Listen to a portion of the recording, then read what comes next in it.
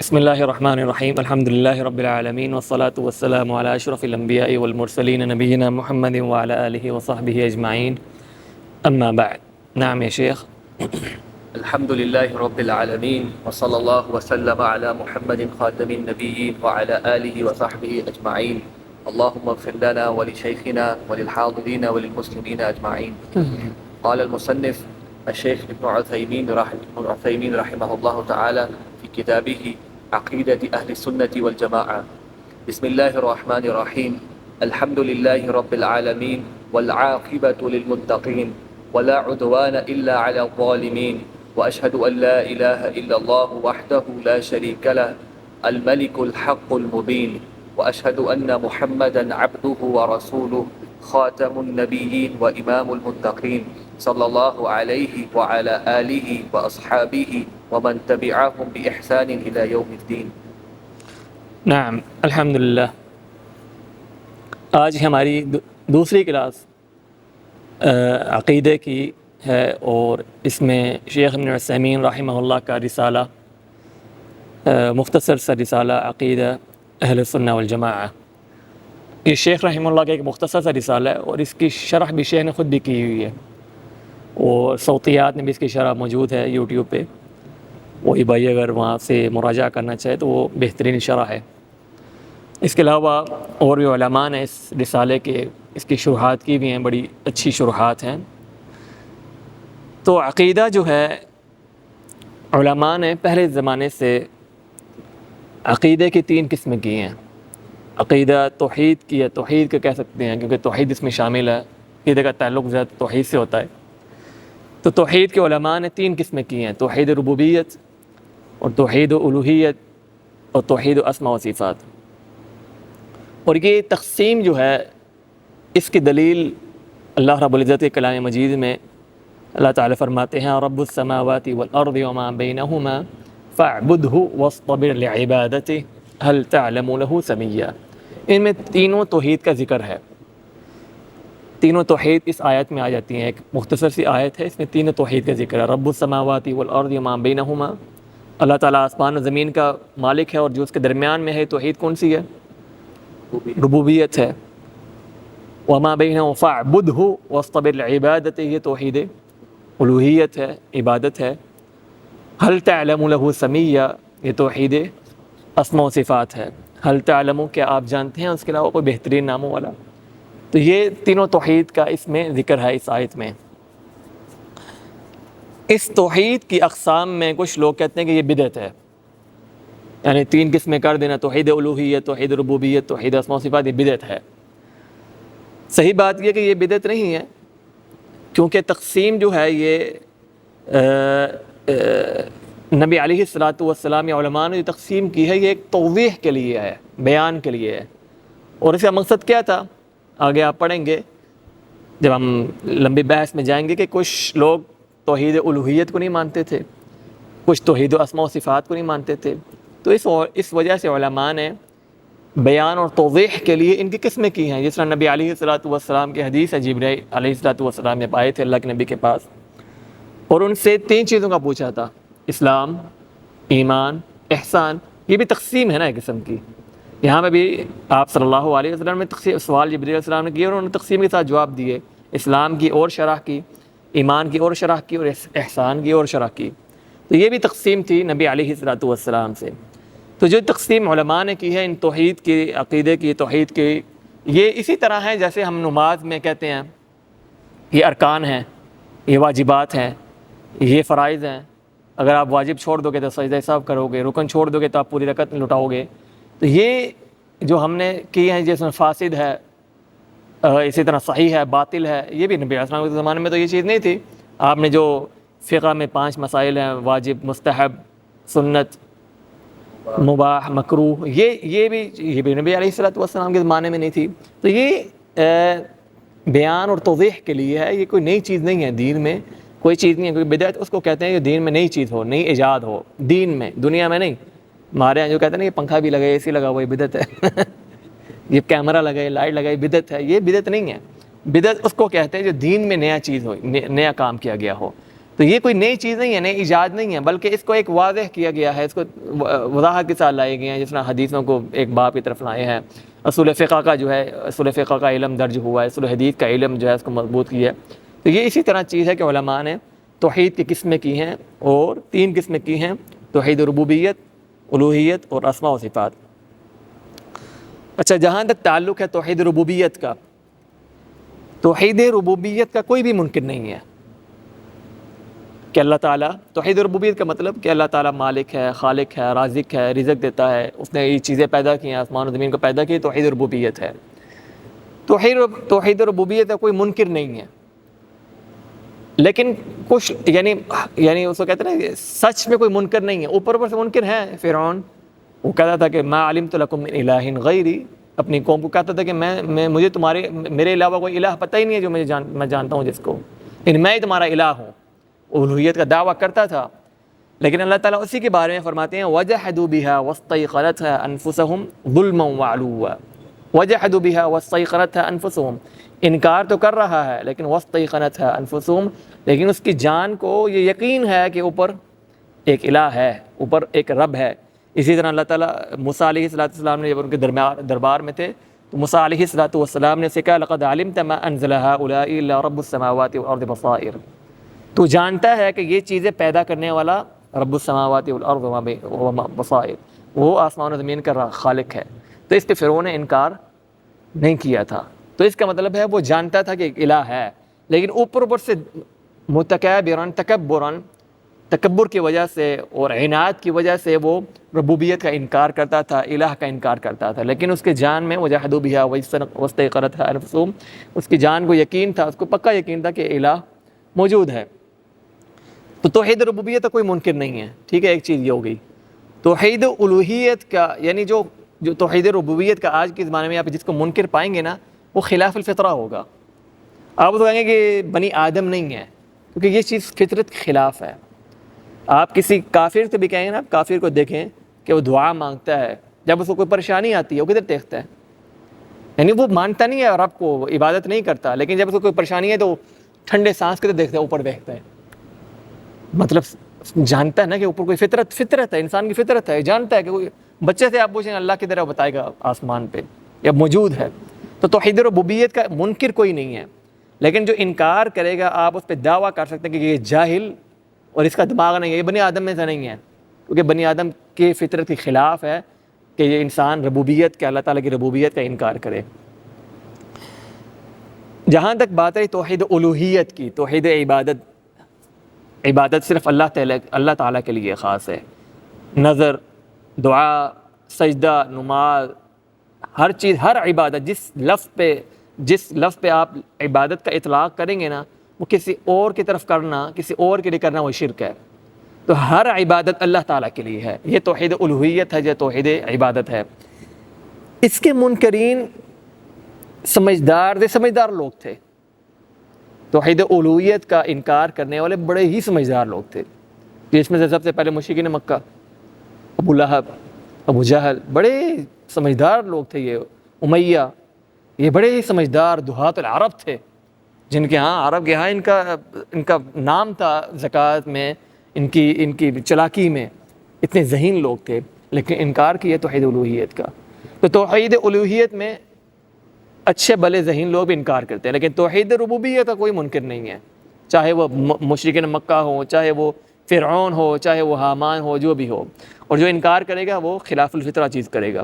لیکن توحید الوہیت کا انکار کرنے والے سمجھدار لوگ بھی ہیں، اور توحید الوہیت ہی آپ نے شیخ عبدالباسط صاحب کی کلاسز لی ہوں گی زیادہ تر، تو اس میں آپ نے کافی اس میں پڑھ بھی لیا ہوگا۔ توحید الوہیت ہی انبیاء علیہ السلام کا مقصد بعثت ہے، ان کی بعثت کا مقصد صرف توحید الوہیت ہے، توحید ربوبیت نہیں ہے، کیونکہ توحید ربوبیت ہر کوئی مانتا تھا، تو جو مقصد تھا ان کا وہ توحید الوہیت تھا۔ اللہ تعالیٰ فرماتے ہیں وما ارسلنا من قبلک من رسول الا نوحی الیہ انہ لا الہ الا انا فاعبدون، اے اللہ کے نبی، آپ سے پہلے جتنے بھی انبیاء کو ہم نے بھیجا، رسولوں کو بھیجا، صرف ان کو ایک چیز کا حکم دیا، الا انا فاعبدون، کہ وہ میری عبادت کریں۔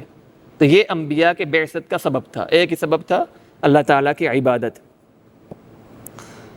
اور تیسری توحید ہے توحید اسماء و صفات۔ اب توحید اسماء و صفات ایسی توحید ہے جس کا انکار کرنے والے اور تسلیم کرنے والے دونوں مسلمان ہیں. انکار بھی کرتے ہیں مسلمان ہیں، وہ بھی مسلمان ہیں، جو مانتے ہیں وہ بھی مسلمان ہیں. یعنی مسلمانوں کے اندر ہی فرقہ بازی شروع ہوئی اور فرق آئے، جو کچھ لوگ جو ہے وہ اللہ تعالیٰ کے اسماء و صفات کو، ناموں کو مانتے تھے، اور کچھ لوگ اس کو ان کا انکار کرتے تھے. تو توحید اسماء و صفات میں 3 گروہ ہیں. وہ سارے مسلمان ہیں، آپ ان کو کافر نہیں کہہ سکتے. الوہیت کا انکار کرنے والے مشرکین ہیں، کافر ہیں. ربوبیت کا انکار کرنے والا تو انسان ہی نہیں ہے، آپ اس کو کہیں گے انسان ہی نہیں ہے، خلاف الفطرہ ہے. لیکن توحید اسماء و صفات کا انکار کرنے والے، نفی کرنے والے، وہ مسلمان ہیں. لیکن مسلمانوں کے اندر گمراہ گروہ ہیں، فرقے ہیں. آپ اس میں سے 3 فرقے نکال سکتے ہیں.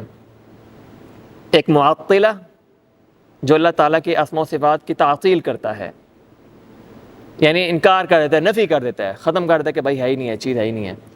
ایک ہے ممثلہ، جو اللہ تعالیٰ کی اسماء و صفات کا، اللہ تعالیٰ کے نام کی مثال دیتا ہے، ایسے ہے ویسے ہے، اس کا آنکھ ایسی ہے، اس کی زبان ایسی ہے، جو خود مثال دیتا ہے. اور ایک ہے تیسرا گروہ اہل سنہ والجماعہ.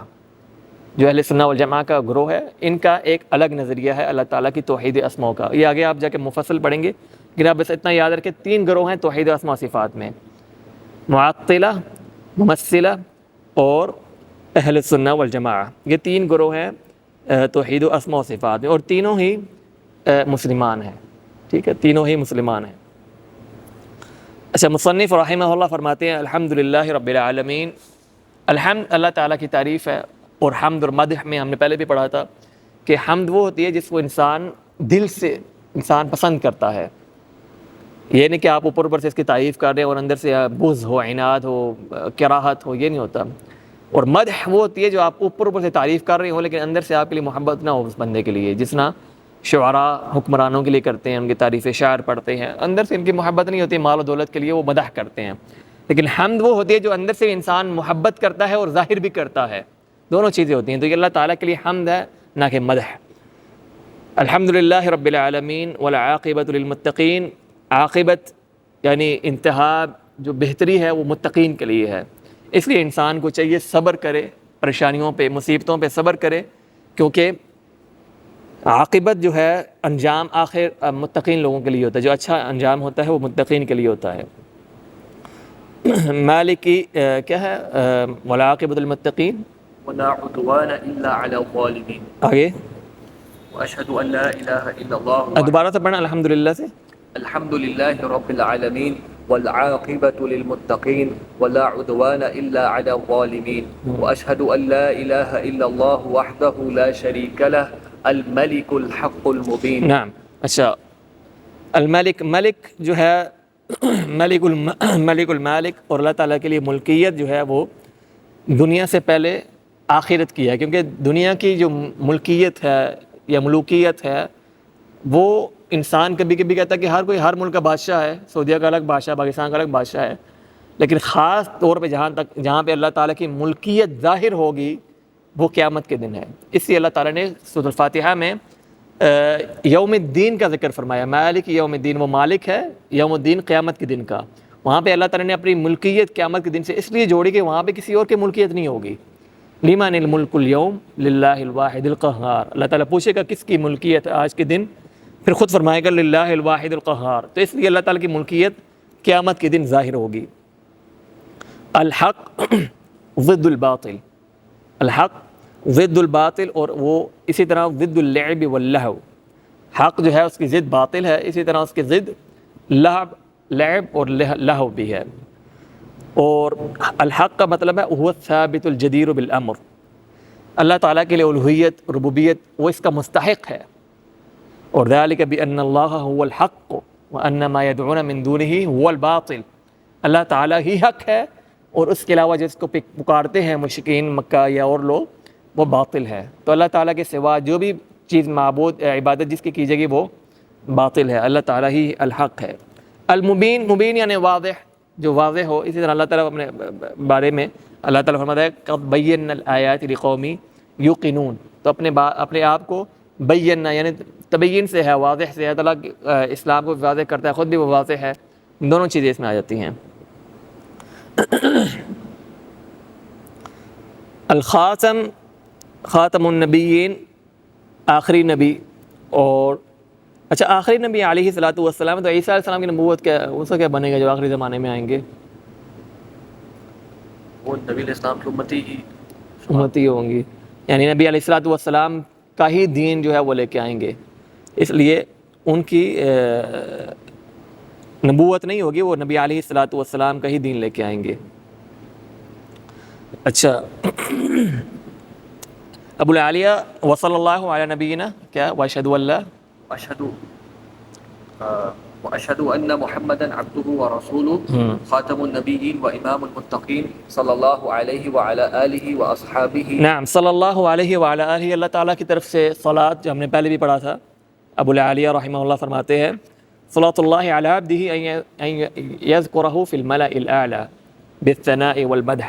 اللہ تعالیٰ کی طرف سے درود کیا ہے یا صلاۃ کیا ہے بندے کے لیے، اللہ کے نبی کے لیے، وصلی اللہ علی نبینا محمد، اللہم صلی علی محمد، اے اللہ درود بھیجے نبی پہ۔ تو کیا مطلب ہے اللہ تعالیٰ کی صلاۃ سے؟ کہ آپ صلی اللہ علیہ وسلم کا ذکر فرشتوں میں، اپنے ہاں فرشتوں میں کرنا، ان کی تعریف بیان کرنا، یہ اللہ تعالیٰ کے ہاں صلاۃ سے مراد ہے۔ بندے سے کیا مراد ہے؟ دعا، اور فرشتوں کے سے بندوں کے لیے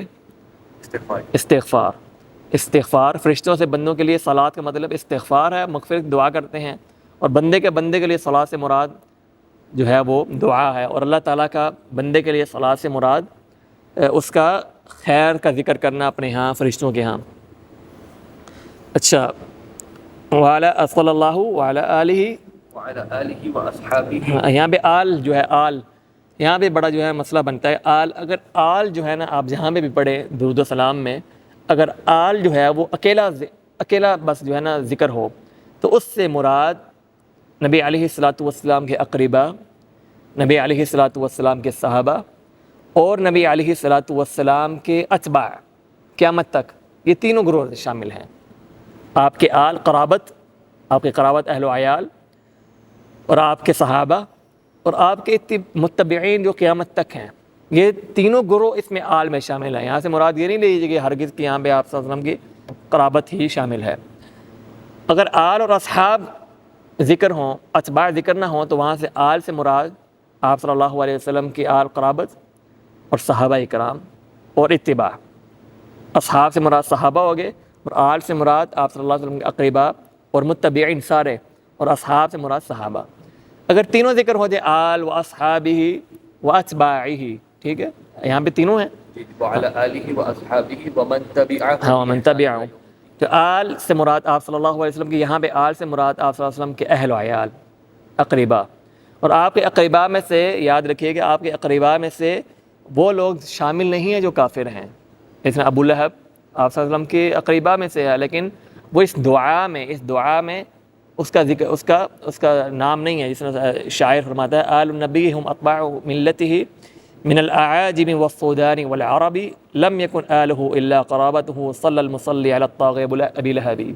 یہ اشعار ہے، اس میں کہ آل سے مراد وہ ہی ہیں جو آپ صلی اللہ علیہ وسلم کے اتباع ہیں، نہ کہ وہ لوگ جو آپ صلی اللہ علیہ وسلم کے ماموں ہیں، چاچو ہیں، بے شک وہ ایمان لائے ہوں، ورنہ اگر یہ ہوتا ہے تو پھر ابو لہب پہ بھی ہم درود بھیج رہے ہوتے ہیں۔ تو یہ مراد نہیں ہے۔ تو اگر آل اور اصحاب اور اتباع یہ تینوں لفظ ذکر ہو رہے ہوں، تو آل سے مراد اقرباء آپ صلی اللہ علیہ وسلم کے اہل و عیال جو ہیں، اصحاب سے مراد صحابہ، اور اتباع سے مراد جو آپ صلی اللہ علیہ وسلم کی اتباع کرنے والے ہیں قیامت تک کے لیے۔ یہ اس میں فرق جانیے گا۔ اچھا اس کے بعد جو ہے وہ کلمۃ وعلی آلہ واصحابہ ومن تبعہم بإحسان، بإحسان، یہاں پہ شیخ رحمہ اللہ فرماتے ہیں کہ احسان کا جو ہے نا لفظ لگانا ضروری ہے تاکہ قرآن مجید کی تائید ہو جائے، والسابقون الاولون من المہاجرین والانصار والذین اتبعوہم بإحسان۔ تو احسان کا لفظ جو ہے وہ لازمی لگائیے گا جب بھی آپ نے درود السلام بھیجنا ہو۔ اچھا اس کے بعد اما بعد فإن اللہ، اچھا یہاں پہ ہے دوبارہ پڑھنا، وعلی آلہ وصحبہ، وعلی آلہ واصحابہ ومن تبعہم بإحسان إلی یوم الدین۔ آگے اما بعد فإن اللہ تعالی ارسل رسولہ محمدا صلی اللہ علیہ وسلم بالہدى ودین الحق رحمة للعالمین وقدوة للعاملین وحجة علی العباد اجمعین۔ نعم، یہاں پہ پھر اما بعد جو ہے وہ جانتے ہیں سب، کلمۃ النقل سے کہتے ہیں کہ ایک لفظ ایک موضوع سے دوسرے موضوع کی طرف منتقل کے لیے لایا جاتا ہے، اور کہتے ہیں سب سے پہلے یہ داؤد علیہ الصلوۃ والسلام نے یہ ذکر کیا تھا۔ اچھا، یہاں پہ نبی علیہ الصلوۃ والسلام کے بارے میں فرما رہے ہیں کہ رحمۃ للعالمین ہے، قدوۃ للمتقین ہے، وحجۃ علی العباد اجمعین۔ یہاں پہ ایک اشکال ہے کہ کیا نبی علیہ الصلوۃ والسلام جو ہے وہ حجت ہیں فرشتوں کے لیے بھی؟ جن اور انسانوں کے لیے تو حجت ہیں، وہ تو ہم نے ماننی ہے، شریعت آپ صلی اللہ علیہ وسلم کی شریعت کی اتباع کرنی ہے، لیکن علماء میں اختلاف ہے کیا فرشتے بھی داخل ہیں اس میں کہ وہ بھی متبع، ان کی بھی وہ بھی نبی کی اتباع کریں گے؟ تو یہ اشکال ہے، اس میں اختلاف ہے۔ تو اس لیے امام رحمہ اللہ، شیخ ابن سمین رحمہ اللہ فرماتے ہیں تو بہتر یہ کہ اس کو یوں پڑھا جائے وَحُجَّةٌ عَلَى مَنْ أُرْسِلَ إِلَيْهِمْ أَجْمَعِينَ، تو یہاں تاکہ ہم اس اشکال سے نکال دیں کہ وہ حجت ہیں ان کی طرف جن کی طرف وہ بھیجا گئے، بھیجنے والا اللہ تعالیٰ ہے، وہ جانتا ہے کہ اس کی طرف صرف جنوں اور انسانوں کی طرف بھیجا یا فرشتوں کے لیے بھیجا۔ تو ہم جب یہ کہہ دیں گے وَحُجَّةٌ عَلَى مَنْ أُرْسِلَ أَجْمَعِينَ، أُرْسِلَ کو ہم جو ہے وہ کر دیں گے، مضموم کر دیں گے، تو مجہول کر دیں گے، تو وہ اللہ تعالیٰ ہی جانتا ہے کہ اللہ تعالیٰ نے فرشتوں انسانوں کے علاوہ جنوں اور انسانوں کے علاوہ کیا فرشتوں کو بھی بھیجا نہیں بھیجا، تو یہ لفظ بہتر ہے۔ اس کے بعد دوسرا مسئلہ یہاں پہ ہے یجب التنبیہ علیہ، هل الجن فیہم رسل، کیا جنوں میں بھی کوئی رسول ہے؟ یعنی انسانوں میں تو ہے رسول ہیں، کیا جنوں کے بعد بھی رسول آتے ہیں؟ کیونکہ ان پہ بھی شریعت تو انہوں نے کرنی ہے، پیروی کرنی ہے، ان کے ہاں بھی ان کا حساب کتاب ہوگا، صحیح ہوں گے ان کو اجر ملے گا، جو غلط ہوں گے ان کو، تو کیا ان کے پاس بھی رسول آتے ہیں یا بنی آدم والا ہی رسول جو ہیں وہ کافی ہیں، انہی کی اتباع میں واجب ہے؟ تو یہاں پہ آیت ہے وَلَقَدْ أَرْسَلْنَا نُوحًا وَإِبْرَاهِيمَ وَجَعَلْنَا فِي ذُرِّيَّتِهِمُ النُّبُوَّةَ وَتَوَّ الْكِتَابَ، ہم نے نوح علیہ الصلوۃ والسلام اور ابراہیم علیہ الصلوۃ والسلام کو بھیجا اور ان کی ذریت میں ہی نبوت رکھ دی، ابراہیم علیہ الصلوۃ والسلام اور نوح علیہ الصلوۃ، کیونکہ سب سے پہلے نبی رسول جو تھے وہ نوح تھے، نوح کے بعد نوح علیہ الصلوۃ والسلام کے بعد جب بربادی آئی سب کچھ ہوا، پھر ابراہیم علیہ الصلوۃ والسلام کے بعد ساری نسلیں، آپ صلی اللہ علیہ وسلم بھی اسماعیل علیہ الصلوۃ والسلام کی نسل سے ہیں، تو ساری نسلیں جو ہیں انبیاء کی اور نوح اور ابراہیم علیہ الصلوۃ والسلام پہ، تو اللہ تعالیٰ فرمانے سارے رسول کو ہم نے ان دو ذریتوں میں بھیجا، تو یہ تو ہوئے انسان، تو اس کا مطلب ہے جنوں میں کوئی رسول نہیں تھے۔ اور دوسری آیت ہے جو کہتے ہیں کہ جنوں میں رسول ہیں، ان کا جواب یہ ہے کہ اللہ تعالیٰ فرماتا ہے یا معشر الجن والانس الم یأتکم رسل منکم یقصون علیکم آیاتی، اے انسانوں اور جنوں، کیا تمہارے پاس رسول نہیں آئے تھے جو میری آیات پڑھا کرتے تھے؟ انسانوں اور جنوں دونوں کو اللہ تعالیٰ کہہ رہا ہے، یعنی انسان کے پاس بھی رسول آئے ہیں اور جنوں کے پاس بھی رسول آئے ہیں، ہاں منکم تمہارے پاس بھی رسول آئے ہیں۔ تو اس کا جواب علماء یہ دیتے ہیں کہ یہاں سے مراد جو ہے وہ منذرین ہیں، ڈرانے والے، رسول نہیں، کیونکہ کوئی داعی بھی ہوتا ہے جو ڈراتا ہے، آپ کو خطیب ڈراتا ہے، نصیحت کرتا ہے، تو جنوں میں نصیحت کرنے والے منذرین ہیں، جس طرح اللہ تعالیٰ فرماتا ہے وَإِذْ صَرَفْنَا إِلَيْكَ نَفَرًا مِنَ الْجِنِّ يَسْتَمِعُونَ الْقُرْآنَ فَلَمَّا حَضَرُوهُ قَالُوا أَنصِتُوا فَلَمَّا قُضِيَ وَلَّوْا إِلَىٰ قَوْمِهِمْ مُنذِرِينَ، فَلَمَّا قُضِيَ وَلَّوْا إِلَىٰ قَوْمِهِمْ مُنذِرِينَ، جب آپ صلی اللہ علیہ وسلم کے پاس جنوں کا ایک جماعت آئی تھی سننے کے لیے قرآن مجید، تو اللہ تعالیٰ ان کے بارے میں فرماتا ہے جب وہ سن لیتے ہیں تو واپس اپنی قوم کی طرف کیا بن کے جاتے ہیں؟ منذرین بن کے جاتے ہیں، تو یہ منذرین ہے، نبی نہیں ہے۔ تو یہ علماء اس آیت کا جواب دیتے ہیں کہ یہاں پہ جو رسول من سے مراد ہے وہ منذرین ہے، اور وجہ کیا ہے جو کہ ان کے پاس رسول نہیں ہے، وہ اس لیے کہ یہ خبیث جو ہے وہ ابلیس کی جو ہے نا نسل سے ہیں، تو اللہ تعالیٰ کے بھی ایک رسول کو ایسی چیز کو خبیث جو ہے نسل میں نہیں رکھتا۔